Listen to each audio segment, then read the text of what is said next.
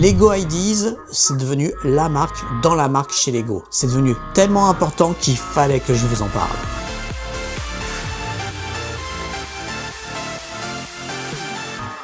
Salut à tous, c'est Mister Brick, j'espère que tu vas bien. Et si tu découvres cette chaîne, je propose des billets d'humeur sur Lego, mais tu peux aussi retrouver sur ma chaîne plein de petits tests et d'autres actus, notamment sur Lego et aussi Disneyland Paris si ça t'intéresse. Aujourd'hui donc, nouveau billet d'humeur, on va parler de Lego Ideas. Il était temps que je vous en parle, mais avec toutes les évolutions ces dernières années et les nouveaux sets qui arrivent, c'est vraiment le programme qui est, je pense, l'un des plus forts de la marque. Alors accroche-toi bien et c'est parti. Lego Ideas, c'est quoi ce délire et pourquoi tout le monde devrait s'y intéresser? Ok, on va commencer par la base. Et je te jure, ce truc-là est sous-coté de ouf. Lego Ideas, c'est un site officiel, un programme officiel de chez Lego. Pas un fan club obscur pour une plateforme random. Non. C'est Lego eux-mêmes qui ont mis ça en place pour une raison très simple. Donner le pouvoir aux fans. Concrètement, comment ça marche? Tu kiffes les briques, t'as une idée de set qui n'existe pas encore, eh bien parfait. Tu le construis en vrai ou en digital avec Studio ou Bricklink. Tu postes ta création sur le site Lego Ideas avec une fiche bien propre, comme quelques photos en haute définition, une description de ton concept, les fonctionnalités, les mini-figurines si t'en as, et bien sûr le pitch marketing, etc. Et ensuite, le challenge commence. Tu dois réussir 10 000 votes. 10 000 personnes, comme toi et moi, qui cliquent sur le bouton support. Et t'as 2 ans pour y arriver. Et attention, c'est pas des likes TikTok, hein, c'est du vrai soutien. Chaque compte Lego peut voter une fois par projet, et seulement pour les idées qu'ils adorent vraiment. Et si tu passes la barre, là, t'arrives dans l'arène. Ton projet passe en review chez Lego, c'est-à-dire que les designers, des chefs produits, des personnes du marketing vont étudier ton idée en détail. Ils regardent si c'est réalisable techniquement, si ça colle à la stratégie Lego évidemment, si ça a du potentiel commercial, si c'est pas déjà prévu en interne aussi, ça peut arriver. Bref, ils décortiquent tout. Et si ton projet coche toutes les cases, il est sélectionné pour devenir un vrai set officiel. Oui, ton set, ton nom sur la boîte, ton concept vendu dans tous les Lego stores du monde entier. Et tu touches même une commission de 1% sur les ventes. Tu deviens littéralement Lego designer freelance. C'est pas une blague. Et c'est pas un mythe, il y en a plein qui ont fait ça avant. Par exemple, le set du Central Perk de la série Friends, créé par Émeric Fievé, un fan français d'ailleurs. Ce set a explosé les ventes dès sa sortie. Les mini-figurines customisées, 10 détails dans les décors, une ambiance 90, les fans étaient en sueur. Et je le sais parce que j'en fais partie. Le piano à queue, une vraie masterclass, imaginée par Donnie Chen, une fan taïwanaise. Le truc, il fonctionne. Tu peux jouer de la musique avec via ton smartphone, c'est plus un instrument qu'un jouet. Et Lego l'a fait, respect vraiment. Et le set de la maison de Lao du film de Pixar. Pareil, créé par un fan, avec la maison, les ballons, les mini-figurines de Carl et Russell. C'est pas juste mignon, c'est une leçon de design et de storytelling en briques. Tu veux encore un exemple qui va t'achever? Le set Lego Sonic The Hedgehog Green Hill Zone. Ouais, c'est un projet de fan à la base. Aujourd'hui, c'est devenu une gamme complète avec plusieurs sets, un pack anniversaire et même un niveau jouable sur Lego 2K Drive. Tu vois le délire? Alors ouais, Lego Ideas, c'est pas juste une galerie de jolis trucs qu'on like pour faire plaisir. C'est une vraie rampe de lancement, un moyen de passer du salon au Lego Store. Mais voilà, il y a un gros mais. Chaque année, il y a des centaines de projets qui atteignent les 10 000 votes. Et sur ces centaines, Lego n'en sélectionne que 2, 3, parfois 4. C'est vraiment la crème de la crème. Et donc, ça veut dire quoi? 99,9% des projets ne seront jamais produits. Pas parce qu'ils sont nuls, pas parce qu'ils manquent d'originalité, mais juste parce que Lego ne peut pas tout faire. Faut faire des choix. Et c'est là que pour moi, aujourd'hui, je débarque. Parce que j'ai fouillé, j'ai cherché, j'ai analysé. Et j'ai sélectionné des projets qui sont incroyables. Des trucs qui méritent clairement d'exister. Et si on en parle tous ensemble, si on les pousse un petit peu, peut-être qu'on les verra un jour dans nos rayons. Les idées les plus stylées du moment. Genre vraiment. Alors là, accroche-toi, parce que ce que j'ai à te montrer, c'est pas juste stylé, c'est pas juste cool, c'est le genre de projet qui te fait dire « Attends, ça existe pas encore ce truc-là » Et parmi toutes les propositions que propose le portail Lego Ideas, j'avais envie de m'arrêter sur 3 sets qui ont déjà atteint les 10 000 votes et qui sont déjà en review par Lego, on croise les doigts pour que ça passe pour eux, et 3 autres sets qui n'ont pas encore atteint les 10 000 votes, mais qui vont bientôt les recevoir, dont aussi sont des petits coups de cœur pour moi. Allez, c'est parti. Lego Ideas The Twilight Zone. C'est une très belle proposition de la célèbre Hollywood Tower de Disneyland, plus précisément le Walt Disney Studios, que vous pouvez retrouver soit à Disneyland Californie, Orlando ou même Paris. Cette proposition vient de Coaster Zoom et date du 16 mai 2024. Le modèle mesure 38,4 cm de long, 40 cm de large et près de 41 cm de haut. Il comprend 2 figurines représentant les employés de l'hôtel. L'ensemble inclut un hall d'accueil, une salle des chaudières, 2 bibliothèques et 3 cages d'ascenseur. Les jardins de l'hôtel sont agrémentés d'arbres et l'intérieur comme l'extérieur du bâtiment regorge de détails. Plusieurs parties du modèle peuvent être détachées afin de faciliter le transport ou de révéler des éléments cachés à l'intérieur. Personnellement, j'aime beaucoup parce que ça représente une attraction phare de Disneyland et forcément, étant fan de Disneyland, bah forcément ça me touche. J'aime beaucoup la représentation qui a été faite et les previews 3D montrent vraiment un set ultra complet et hyper stylé. L'idée de figurines qui représente évidemment les employés de l'hôtel fait complètement sens. Maintenant, petit hic pour moi, je trouve, c'est que dans la proposition, ce bâtiment n'est pas à l'échelle des figurines. C'est une version miniaturisée, un peu comme les gammes architectes de Lego. Ce qui est un peu dommage, je trouve, parce que j'aurais vraiment aimé avoir une proposition de Hollywood Tower, mais version à taille de figurine pour pouvoir la mettre dans ma ville moque. Bon, on va pas pleurer évidemment, c'est déjà bien que ce set existe et j'espère que Lego acceptera de travailler ce set. Mais évidemment, étant donné que c'est une licence de Disneyland, tout va dépendre de Disney. Il n'y a qu'à croiser les doigts que les accords font qu'ils soient d'accord pour produire ce genre de set. Mais pas sûr parce qu'on n'est pas vraiment dans l'actualité des parcs autour de cette attraction. Donc, à voir. En tout cas, on croise les doigts. Des bâtiments modulaires représentant Londres début du XXe siècle. Une proposition par Bricky Brick et qui date du 22 juillet 2025. Ce set propose de vous imaginer déambuler dans les rues animées de Londres au début du XXe siècle, à une époque où la ville oscillait entre les derniers éclats de l'ère victorienne et les vents de changement de l'ère édouardienne. Ce projet rend hommage à cette période fascinante de l'histoire en recréant une scène urbaine pleine de détails architecturaux, de vie quotidienne et de personnages attachants. Inspiré de l'esthétique victorienne tout en reflétant la transition vers le style édouardien tournant du siècle, ce set invite les constructeurs à s'immerger dans le Londres en pleine transformation où architecture, mode et habitudes évoluent à grande vitesse. Le modèle proposé se compose d'un ensemble architectural de 4 étages, soigneusement conçu pour capturer l'essence de la ville. Au rez-de-chaussée, on a un bureau de poste, le centre névralgique des communications londoniennes. Un employé zélé trie lettres et colis derrière un comptoir en bois pendant que l'horloge sonne l'arrivée du courrier. Le mobilier sobre et fonctionnel évoque fidèlement l'époque avec des sacs et des étagères remplies d'enveloppes. Passage voûté situé entre les bâtiments, il permet le passage des piétons et des calèches. Ses arbres et sa lumière tamisée rappellent l'atmosphère brumeuse des rues de Londres. Le sol pavé incite à imaginer l'agitation constante de la ville. On a aussi une épicerie où on pourra y trouver les produits typiques de l'époque, sacs de farine, bocaux de fruits, biscuits, viande et thé. Les étagères en bois et les petits comptoirs recréent une ambiance chaleureuse et authentique. Et il y a aussi un atelier d'affiches, pots de peinture, pinceaux et affiches publicitaires annonçant pièces de théâtre, spectacles et commerces locaux. Au premier étage, on pourra y retrouver un atelier de luthier, un espace dédié à l'artisan musical avec violon et luth suspendus au mur, une cuisine d'époque, ustensiles en cuivre, plan de travail, gâteaux tout juste cuits et cuisinière à charbon, et une salle à manger meublée, communicante avec la cuisine. Elle dégage une atmosphère chaleureuse et raffinée. Au deuxième étage, on a une chambre bourgeoise avec un lit en bois sculpté et du mobilier, une salle de bain avec baignoire sur pied, lavabo et miroir détaillé, un coin lecture, un espace calme avec bibliothèque, fauteuil capitonné et fenêtre sur rue, et un accès au grenier. Et dans le grenier, on pourra donc y retrouver des combles avec valises empilées, vieilles bouteilles et objets oubliés, zone d'observation en traversant la terrasse, on atteint une belvédère avec télescope, et un deuxième grenier. À l'autre extrémité, un petit espace abrite un fauteuil, une bassine et une table d'écriture. Mais ce n'est pas tout puisque l'idée de ce set est aussi très généreux puisqu'il comprend 12 mini-figurines, dont un ouvrier de l'atelier d'affiches,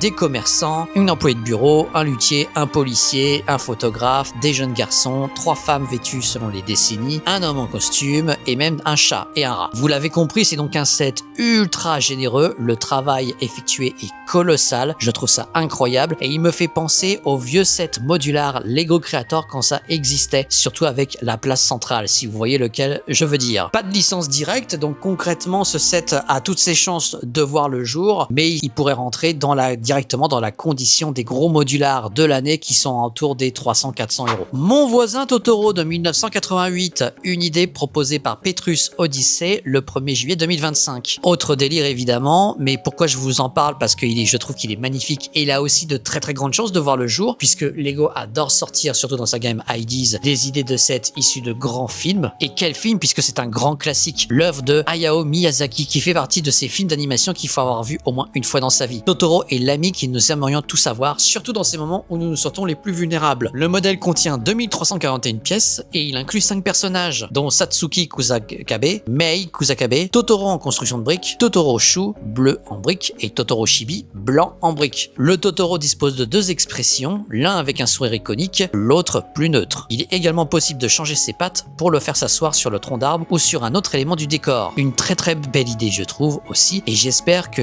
Lego acceptera de le produire. En tout cas c'est sûr, il fera un carton. Il y a énormément de fans dans le monde du studio Ghibli, donc ça serait une belle première d'avoir le set phare de ce film du studio. Mais avant d'aller plus loin, un grand merci à ceux qui s'abonneront, qui activeront la cloche et qui prendront le temps de prendre leur smartphone avec l'application YouTube et de booster la vidéo. Ça aide la chaîne et c'est comme ça que maintenant que l'algorithme YouTube fonctionne sur les petites chaînes, en tout cas d'en dessous de, je crois, 50 000 abonnés. Donc vraiment un grand merci à vous. Ça me touche énormément pour ceux qui me soutiennent depuis un certain temps. Et surtout, c'est toujours un plaisir en tout cas de faire des vidéos pour vous.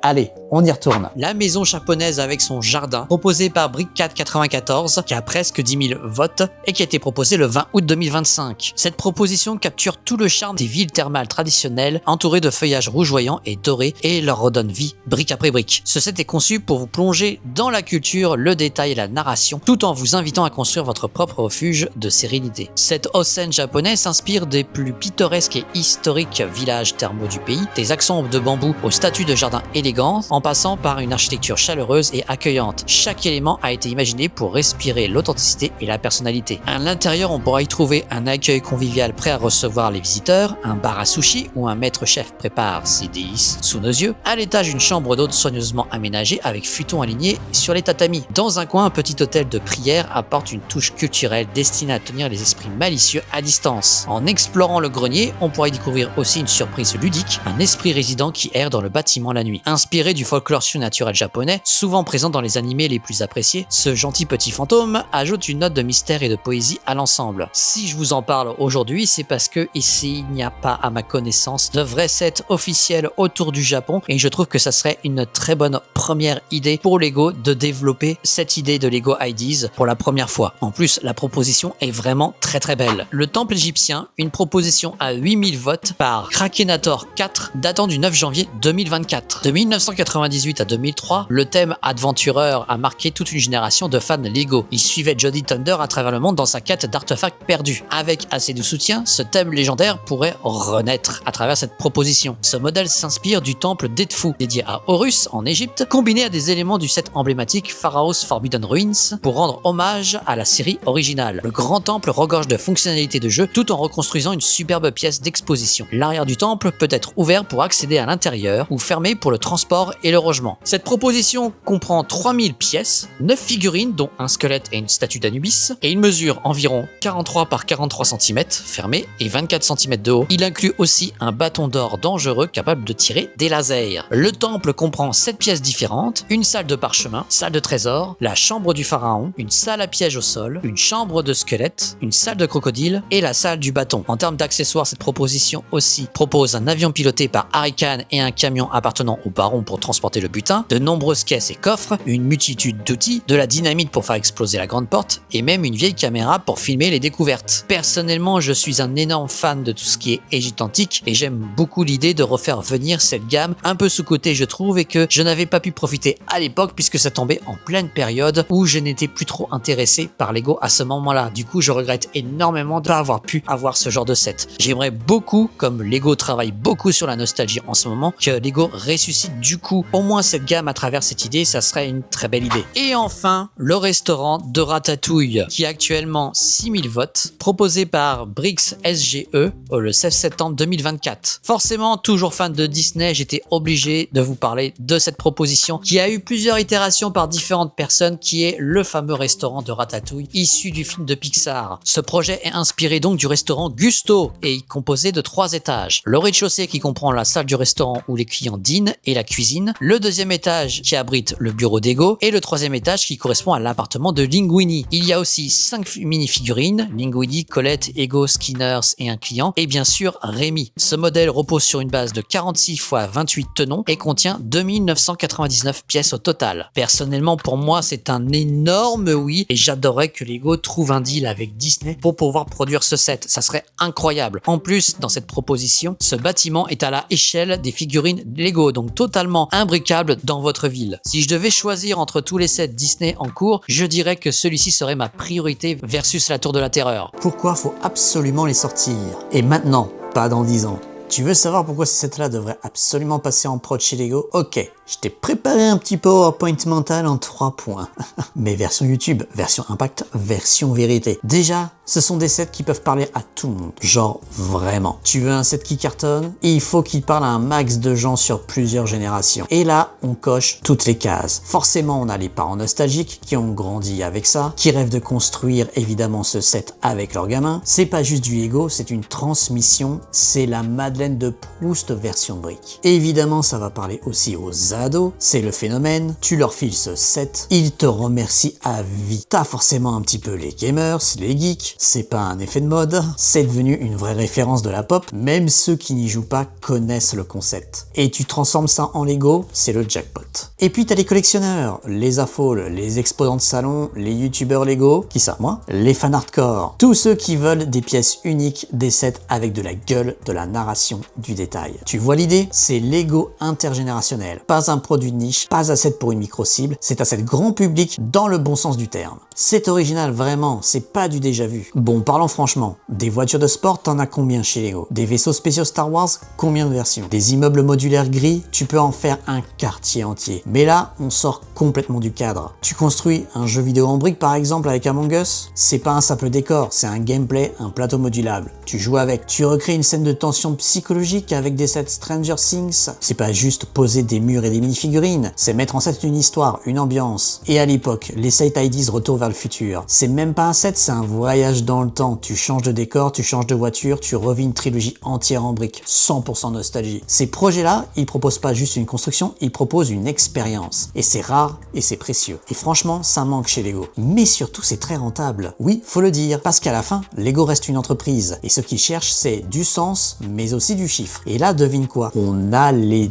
deux. Et en plus, tous ces projets ont déjà buzzé sur Lego Ideas. Ils ont une communauté, un soutien, une hype naturelle. Zéro besoin de créer la demande, elle est déjà là. Tu veux une définition de best-seller en attente? Bah voilà, c'est ça. Donc en gros, c'est pas juste des sets stylés, c'est pas juste des idées cool, c'est pas juste des projets, mais c'est surtout des projets qui parlent à des millions de gens, proposent une vraie expérience et peuvent rapporter gros à Lego. Donc maintenant, la vraie question c'est: pourquoi ils sont pas encore sortis? Spoiler, on va y remédier ensemble. La communauté Lego Ideas, les génies sous-cotés que personne voit venir. Et pourtant, alors tu crois peut-être que Lego Ideas c'est juste un site où tu vas, tu cliques, tu supportes et basta. Tu votes pour un joli château ou une réplique de série et tu retournes scroller sur Insta. Mais en vrai, tu viens de gratter seulement la surface d'un iceberg monstrueux. Parce que Lego Ideas, c'est beaucoup plus qu'une galerie de projets sympas. C'est un vrai écosystème créatif. Un réseau souterrain de fans surdoués, de passionnés qui lâchent pas l'affaire. Et le créateur qui se bat pour que leur idée existe en vrai. Tu veux un petit exemple? Il y a des mecs qui passent des mois à concevoir leur set. Pas juste l'idée sur un coin de table. On parle de plan technique millimétré, équilibre des couleurs, storytelling dans chaque pièce, mini-figurines customisées pixel par pixel, rendu 3D digne de Pixar ou de films d'animation parfois. Tu regardes leur projet et tu te dis « Attends, c'est un fan qui a fait ça tout seul ?» Et ouais,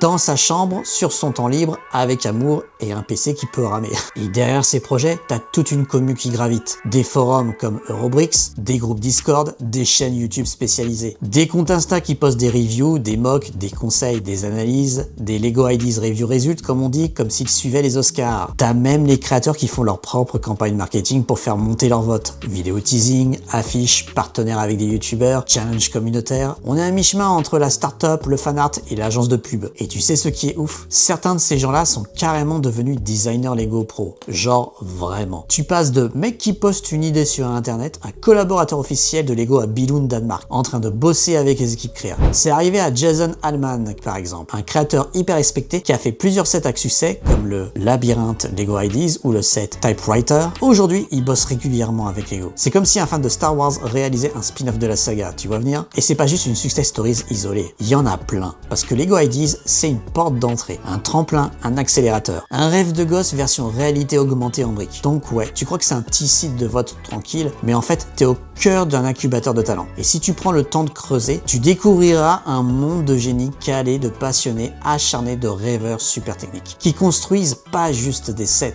ils construisent leur avenir. C'est toi qui peux faire la différence maintenant. Bon, maintenant que t'as vu tout ça, que t'as les étoiles dans les yeux, les briques dans la tête et l'envie de tout acheter, tu fais quoi? Tu fermes YouTube, enfin, laisse un like et un commentaire avant de partir, et tu passes à autre chose. Non, non, non, tu vas agir maintenant. Première chose, tu vas sur le site Lego Ideas. Tu y es jamais allé? Ok, découverte du siècle. Tu cliques, tu t'inscris en 2 minutes, même pas besoin de carte bleue, de sang de dragon, ni de certificat de minifigurine. Tu tapes le nom du projet que t'as kiffé dans cette vidéo, tu le trouves, tu cliques sur support, et là, félicitations, t'as officiellement participé à faire avancer le truc. C'est comme signer une pétition, mais pour des briques, et c'est stylé. Deuxième chose, t'as une idée de cette Lego en tête depuis des années? Un film, un jeu, un souvenir, un décor qui n'existe pas encore? Pose-toi 2 secondes et ouvre le carnet. Fais un croquis, lance le studio, parle à un pote, lance le projet. Parce que là, t'as plus d'excuses. T'as la plateforme, t'as la commu, et t'as les outils. Et maintenant, t'as même la preuve que ça peut devenir réel. Donc, si t'attendais un signe, c'est celui-là. Vas-y, envoie, propose ton projet. Et pendant qu'on y est, tu fais aussi un autre petit truc pour moi, genre simple, rapide et qui fait ultra plaisir. Tu mets un petit like à cette vidéo, la vraie, là, le pouce vers le haut. Tu t'abonnes à la chaîne si c'est pas déjà fait, sinon t'es fou. Et surtout, tu me dis en commentaire quel set Lego Ideas tu rêves de voir un jour en rayon. Ça peut être un jeu vidéo, une série, un film, un lieu, un objet, un souvenir d'enfance. Je veux tout savoir. Et qui sait, peut-être qu'on en parlera dans des prochaines vidéos. Voilà, t'as maté toute la vidéo jusqu'au bout, donc déjà, respect éternel. T'as découvert des projets de malades, des fans qui méritaient un Oscar du set Lego, des idées qui dorment encore mais qui pourraient devenir réalité grâce à toi. Parce que ouais, Lego Ideas, c'est pas juste un site pour scroller, c'est un endroit où les rêves en briques deviennent de vraies boîtes. On a un mec random qui peut changer la vitrine d'un Lego Store à l'autre bout du monde. Et toi, t'es pas spectateur, t'es acteur, votant, créateur, recommandant officiel, membre du jury du futur. Alors continue de liker, continue de voter et continue de rêver. Et si t'as kiffé cette vidéo, tu sais ce qu'il te reste à faire. Moi, je te dis à très vite pour encore plus de contenu Lego, de créativité, de storytelling et de briques qui claquent. C'était Mr Brick et n'oublie pas, les meilleures idées ne sont pas encore sorties de la boîte. Ciao!